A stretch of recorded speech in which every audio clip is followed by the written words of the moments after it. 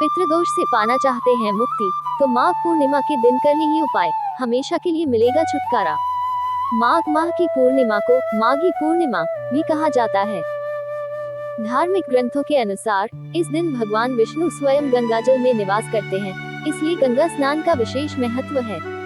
इस दिन किया गया दान, पुण्य, स्नान और व्रत कई जन्मों के पापों से मुक्ति दिलाता है। हिंदू धर्म में माघ पूर्णिमा का विशेष महत्व है। ये तिथि धार्मिक दृष्टि से अत्यंत पावन मानी जाती है। इस दिन गंगा स्नान, दान पुण्य और पितरों की तृप्ति के लिए विशेष अनुष्ठान किए जाते हैं। मान्यता है कि इस दिन किए गए उपायों से पितृदोष से मुक्ति मिलती है और पितरों का आशीर्वाद प्राप्त होता है। पितृदोष को 7 पीढ़ियों तक चलने वाला दोष माना गया है, जो व्यक्ति के जीवन में बाधाएं उत्पन्न कर सकता है। इसलिए माघ पूर्णिमा पर विशेष उपाय करने से जीवन में सुख, समृद्धि और शांति बनी रहती है। माघ पूर्णिमा का महत्व। माघ माह की पूर्णिमा को माघी पूर्णिमा भी कहा जाता है। धार्मिक ग्रंथों के अनुसार इस दिन भगवान विष्णु स्वयं गंगाजल में निवास करते हैं, इसलिए गंगा स्नान का विशेष महत्व है। इस दिन किया गया दान, पुण्य, स्नान और व्रत कई जन्मों के पापों से मुक्ति दिलाता है। इसके अलावा ये दिन पितरों को प्रसन्न करने और उनके आशीर्वाद को प्राप्त करने के लिए अत्यंत शुभ माना जाता है। माघ पूर्णिमा इस वर्ष 12 फरवरी 2025 को मनाई जाएगी। इस दिन गंगा स्नान, दान पुण्य और पितरों की तृप्ति के लिए विशेष अनुष्ठान किए जाते हैं। पूर्णिमा तिथि 11 फरवरी 2025 को शाम 6:55 बजे से शुरू होकर 12 फरवरी 2025 को शाम 7:22 बजे समाप्त होगी।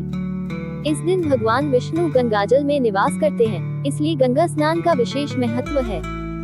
यदि गंगा स्नान संभव न हो तो घर में स्नान के जल में गंगाजल मिलाकर स्नान करें।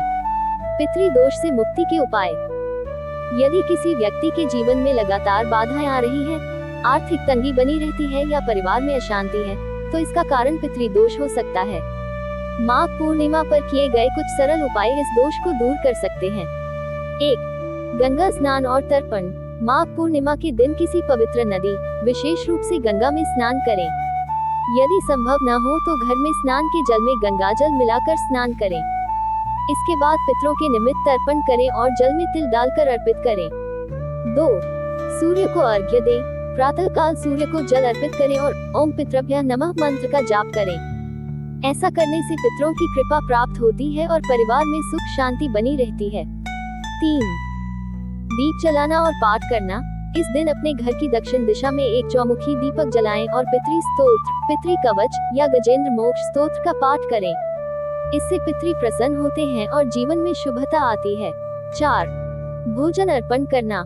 माघ पूर्णिमा पर अपने पूर्वजों की पसंद का भोजन बनाएं और विधिवत रूप से अर्पित करें।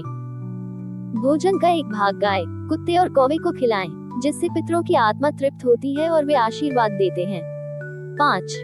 चंद्रमा को अर्घ्य दें। रात को चंद्रोदय के बाद जल में कच्चा दूध, सफेद फूल डालकर चंद्रमा को अर्घ्य दें। इससे मानसिक शांति मिलती है और पितृदोष समाप्त होता है। जय सिया राम।